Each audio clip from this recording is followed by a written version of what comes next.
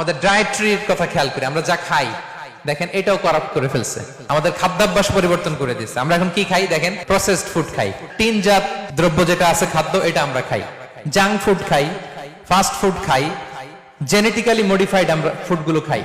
ফলে আগে আমাদের মুরব্বীরা বাপ দাদারা যে এনার্জি পেত ওই এনার্জি আমাদের গায়ে নাই, ঠিক কিনা বলেন? আমাদের ফুড করাপ্ট হয়ে গেছে।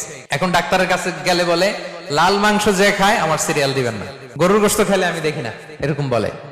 তো রাসূল সাল্লাল্লাহু আলাইহি ওয়াসাল্লামের যুগে ওনারা মিট খেতেন না ভাইরা, ফ্রেশ মিট, মরুভূমির ক্যাকটাস গুলমলতা খেয়ে যে খাসি দুম্বা গুলো, ওগুলো খাইলে এমনিতে শরীরের ভিতরে এনার্জি চলে আসে। এগুলো বাদ দিয়ে আমরা খাবারে কি ঢুকাইছি? Fast food. আমাদের ছোট বাচ্চাদেরকে দেখবেন ভালো মাছ খেতে দিলে খায় না, ভেজিটেবল দিলে খায় না। কি খাবে ওরা? আমি জানি কি খাবে, শোনেন। সসেজ খাবে, দেন পিজা খাবে, ইনস্ট্যান্ট যে স্যুপ আছে, নুডলস আছে, এগুলো খাবে, ফ্রোজেন যত মিল আছে এগুলো খাবে, ঠিক কিনা? তাহলে আমাদের ডায়েটরি সিস্টেমকে চেঞ্জ করে দেওয়া হয়েছে।